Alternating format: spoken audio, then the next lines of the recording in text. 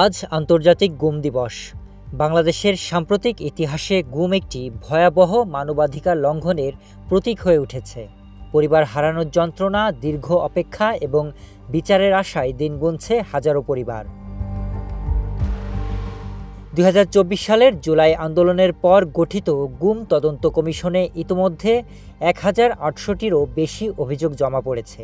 কমিশনের প্রতিবেদনে বলা হয়, গুম ছিল একটি পদ্ধতিগত অপরাধ, যেখানে সরকারের শীর্ষ পর্যায়ের অনুমোদন ও রাষ্ট্রীয় বাহিনীর প্রত্যক্ষ সম্পৃক্ততা ছিল।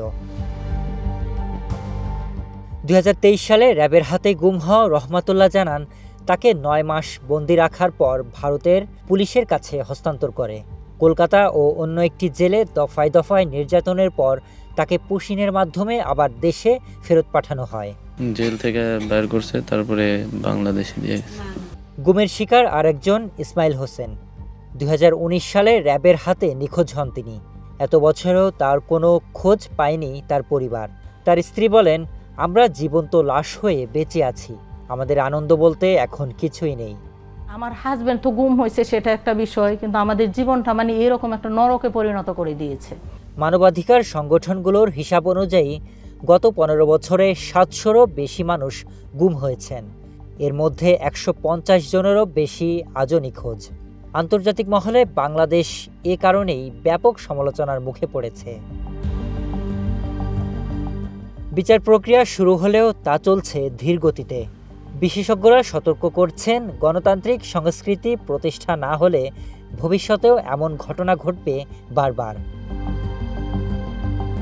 এদিকে জাতিসংঘ বলছে, গুম শুধু ভুক্তভোগী নয়, পরিবারগুলোকে আজীবন ভোগান্তিতে ফেলে। মৃত্যু সনদ, সম্পত্তি হস্তান্তর কিংবা মামলা নিয়ে তারা নানা জটিলতায় পড়েন। বাংলাদেশ সরকার গুম প্রতিরোধ, প্রতিকার ও সুরক্ষা অধ্যাদেশ ২০২৫ অনুমোদন দিয়েছে, যেখানে গোপন আটক কেন্দ্র ব্যবহারকে অপরাধ ঘোষণা, ট্রাইব্যুনাল গঠন, সাক্ষী সুরক্ষা, ক্ষতিপূরণ ও সর্বোচ্চ মৃত্যুদণ্ডের বিধান রাখা হয়েছে। মানবাধিকার সংগঠনগুলো বলছে, শুধু আইন নয়, প্রয়োগও নিশ্চিত করতে হবে। র্যাব বিলুপ্তি সহ স্বাধীন তদন্ত ও ভুক্তভোগীদের পূর্ণ পুনর্বাসন চাইছে তারা। আন্তর্জাতিক গুম প্রতিরোধ দিবসে বার্তাটি স্পষ্ট, গুমের বিচার না হলে আইনের শাসন প্রতিষ্ঠা সম্ভব নয়। সেজন্য রাষ্ট্র ও সমাজকে একসাথে এগিয়ে আসতে হবে। Sharif Rahat, news desk, hello Bangla.